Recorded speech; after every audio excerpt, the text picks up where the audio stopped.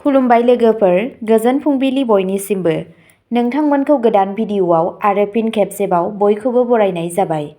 आं दिनै नोंथांमोननि सिगाङाव 14 फागुन दान 1431 एबा 27 फेब्रुआरि 2025 मायथाइनि सानसेनि फानजामुथिखौ फरायथिनो लादों। आसा खालामो नोंथांमोना भिडिअ'खौ नायना मोजां मोनगोन। गिबियावनो दङ मेष राशि। दिनै नोंथाङा फालांगिजों सोमोन्दो गोनां खामानिफोरनिफ्राय मुलाम्फा मोनगोन। बे साना नोंथांनि थाखाय गोजोनथाव खौरां लाबोनो हागौ। एसे नाजानायजों नोंथाङा बांसिन मुलाम्फा मोनगोन।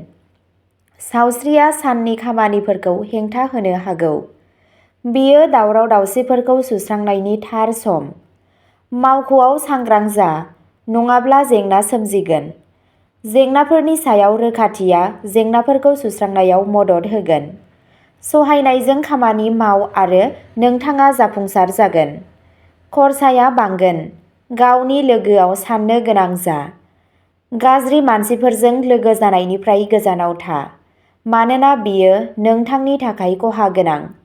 गोथार थावनि दावबायनायनि इसारा दं। नोंथांनि दिनैनि खाफालगोनां दिगा जादों साहा, खाफालगोनां अनजिमाया जादों 1 आरो खाफालगोनां गाबा जादों गोजा गाब। वृषभ राशि। दिनै नोंथाङा नोंथांनि सोरजिथायखौ बाहायनांगौ। जुदि नोंथाङा जायखिजाया आरिमुआरि आयदायाव जागायनो लुबैयो, अब्ला दिनैनि साना नोंथांनि थाखाय जोबोद मोजां। जुदि नोंथाङा नोंथांनि कम्पानियाव गोजौ मासिआव दं, अब्ला नोंथाङा नुनो मोनगोन दि दिनैनि साना नोंथांनि थाखाय जुनियायै मुलाम्फा गोनां। बावैसो नोंथांनि कम्पानिया मोनसे गिदिर फालांगिनि फालांगि मोनदों, जायनि जाहोनाव सामलायगिरिफोरा नोंथांनो मोनसे थुलुंगायारि बिबां होनो थिरांथा लादों। बे बिबाङा नोंथांनि थाखाय उफ्रा आय, बेनिखायनो बे आयनि मोनसे बाहागोखौ गोनांथि गोनां सुबुंफोरनो दान होनो बोसोन होनाय जायो। बेयो नोंथांनि फालांगिखौ जौगाहोनायाव मदद होगोन आरो नोंथांनि खामायनायखौबो बांहोगोन। नोंथांनि दिनैनि खाफालगोनां दिगा जादों सानजा, खाफालगोनां अनजिमाया जादों 5 आरो खाफालगोनां गाबा जादों गोजा गाब।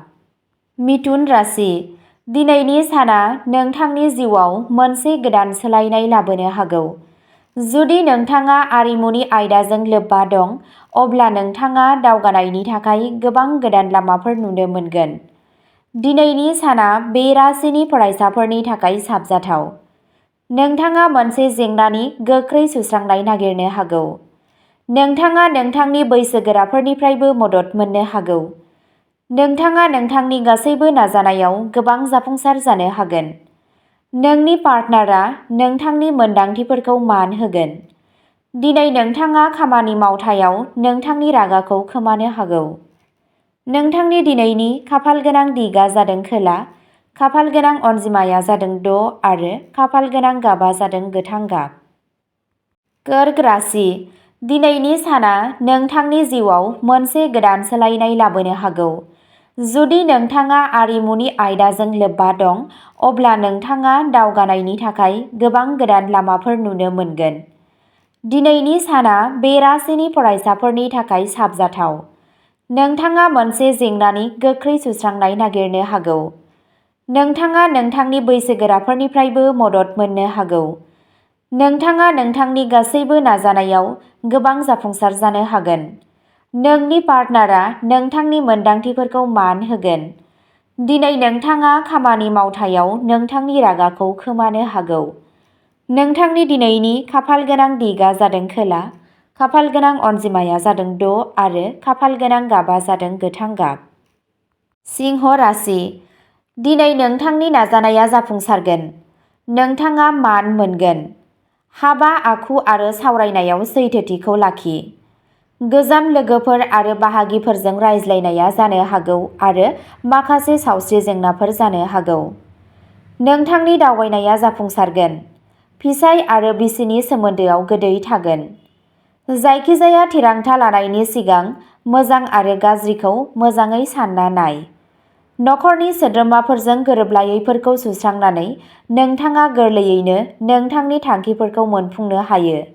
गोसोनि गोहोनि आंखाला नोंथांखौ गोसोआरि जेंनायाव खोख्लैनो हागौ। दुखु दाजा। गावनि खरसाखौ सामलायनो नाजा आरो खालि गोनां बेसादफोरखौल' बाय। नोंथांनि दिनैनि खाफालगोनां दिगा जादों सोनाब, खाफालगोनां अनजिमाया जादों 4 आरो खाफालगोनां गाबा जादों टमेट' गाब। कन्या राशि। दिनैनि साना नोंथांनि थाखाय मोनसे गोमोथाव सान जागोन। नोंथाङा मावख'आव नोंथांनि खामानिखौ फोजोबनो आबुङै आखा-फाखा जागोन। बे राशियाव आयेन फरायनाय फरायसाफोरनि थाखाय बेयो मोनसे मोजां सान जागोन। नोंथाङा सासे गागि उकिलजों इन्टार्न खालामनोबो खाबु मोनगोन। नोंथाङा नोंथांनि जिउ राहायाव गोदान आयाम गायसनगोन। नोंथाङा जायखिजाया सुबुंनिफ्राय हेफाजाब मिजिंथिजायोब्ला सम मथै मदद मोनगोन। सानजौफुनि उनाव नोंथाङा लोगोफोरजों लोगो मोनगोन आरो बबेबा समायना जायगायाव दावबायनो थांनायनि जाथावनाबो दं। नोंथांनि दिनैनि खाफालगोनां दिगा जादों खोला, खाफालगोनां अनजिमाया जादों 2 आरो खाफालगोनां गाबा जादों गुफुर गाब। तुला राशि। दिनैनि साना नोंनि थाखाय रांखान्थियारि महरै मोजां। रांनि सोमोन्दै मोनसे गोख्रों बिथांखि बानाय जाहाथे नोंथाङा दिनै एबा इयुनाव जायखिजाया गोब्राब थासारिनिफ्राय गोरलैयै बारग'नो हायो। गावनि रां थिसननायनि थिरांथाफोराव गियान गोनां जा। नोंथाङा नोंथांनि खामानियाव जाफुंसार जानो हागोन आरो दिनै मुंदांखा जानो हागोन। देहायारि आरो गोसोआरि सावस्रिया मोजां जागोन। दिनै नोंथांनि सोमोन्दोआव खाथि थागोन। नखरारि मान-सन्माना बांगोन। रंजानो थाखाय बायजोआव थांनाया गोजोनथाव जागोन। बांद्राय साननाया नोंथांनि गोसोखौ दोरदगोन। नोंथांनि दिनैनि खाफालगोनां दिगा जादों सानजा, खाफालगोनां अनजिमाया जादों 9 आरो खाफालगोनां गाबा जादों गोजा गाब। वृश्चिक राशि। दिनै नोंथाङा मोनदांगोन दि साख्रिनि जासिनायनि महराव नोंथांनाव जिउआव खेबसे खाबु फैदों। बे जासिनाया नोंथांनि आथिखालनि थावनिनिफ्राय एसे गोजानाव जानो हागौ आरो नोंथाङा बैयाव थांनांनो हागौ। नाथाय बे खाबुखौ नोंथांनि इयुनखौ साबसिन खालामनो दाहो। दिनै नोंथाङा ओरैबायदि मोनसे सम्पथि मोनगोन जायखौ नोंथाङा माब्लाबाबो सानखांनो हायाखैमोन। नोंथाङा नुनो मोनगोन दि नोंथांनि पकेटाव न'निफ्राय लाबोनायनिख्रुइ बांसिन रां थानो हागौ। नोंथांनि दिनैनि खाफालगोनां दिगा जादों साहा, खाफालगोनां अनजिमाया जादों 8 आरो खाफालगोनां गाबा जादों गोसोम आरो गोथां गाब। धनु राशि। दिनै नों हरखाबै धोन मोनगोन। नोंथांनि गोबां बिथांखिफोरा थि समावनो आबुं जागोन। नोंथांनि नखराव मोनसे गोजोन आबहावा थागोन। नोंथाङा नोंथांनि खामानिनि बिथिङाव गोबां जाफुंसार जानो हागोन। नोंथाङा नोंथांनि गोहोजों गोबां मावफुंनो हागोन। नोंथांनि गोसोनि लुबैनाया जाफुंगोन। नोंथाङा राङारि आयदाफोराव मुलाम्फा जागोन। नोंथाङा इयुनखौ साबसिन खालामनो थाखाय गोदान आगान लागोन। नोंथांनि गथ'फोरा नोंथांनो गोग्गानायनि जाहोन होगोन। नोंथांनि गथ'-गथायफोरनि गोनांथिनि सायाव गोसो होनांगोन। नोंथांनि दिनैनि खाफालगोनां दिगा जादों खोला, खाफालगोनां अनजिमाया जादों 4 आरो खाफालगोनां गाबा जादों हाथफ्ला गाब। मकर राशि। दिनैनि साना नखरजों रंजानायजों बारलांगोन। नोंथाङा बाहनफोरनि सुबिदाखौ रंजानो हागोन आरो मान आरो सनमानबो मोनगोन। गावनि जिउ लोगोरि आरो लोगोफोरजों एसे सम हगार। नोंथांनि मावफारियाफोरा बेफोरबायदि थासारियाव नोंथांखौ जोबोद मोजाङै हेफाजाब होदों आरो बेयो बिसोरनिफ्राय मोन्नाय मददखौ बाख्नायनायनि सम। सानबोलावरिफोरखौ होसोनो नाङा आरो मोगथाङारि जा। गावनि गावखौ फोथायनायनि मुलाम्फा ला। गोरोन्थि थिरांथा लानायनिफ्राय गोजानाव था। दिनै गोसोआरि समानथि लाखि। जिउ राहा आरो जिउनि राहानि थाखाय बे समा सरासनस्रा। नोंथांनि दिनैनि खाफालगोनां दिगा जादों सानजा, खाफालगोनां अनजिमाया जादों 7 आरो खाफालगोनां गाबा जादों ब्राउन गाब। कुम्भ राशि।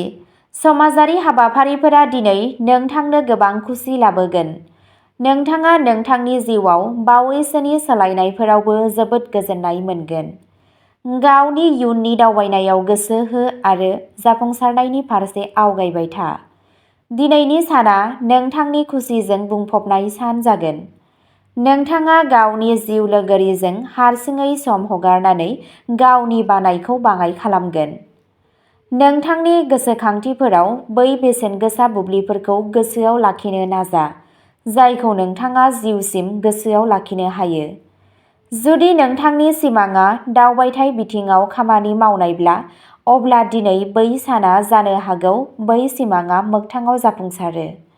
नोंथांनि दिनैनि खाफालगोनां दिगआ जादों साहा, खाफालगोनां अनजिमाया जादों 3 आरो खाफालगोनां गाबआ जादों गोमो गाब। मीन राशि, दिनै नोंथांनि सानखौ बाहेरायाव बारहोनो हायो। नोंथाङा नखरजों रंजानायनि थाखाय दावबायनायनि बिथांखि लानो हायो। बे राशिनि फालांगियारि सुबुंफोरा हरखाबै मोनसे मख'जाथाव राङारि मुलाम्फा मोननो हागौ, जाय सिगांनि रुजुनायाव बिसोरनि राङारि थाथायखौ गोख्रों खालामगोन। नोंथाङा नोंथांनि रुटिनआव माखासे सोलायनाय लाबोनो हागौ। नोंथांनि आबुं नोजोरआ नोंथांनि जिउ राहाखौ दावगाहोनायाव जागोन।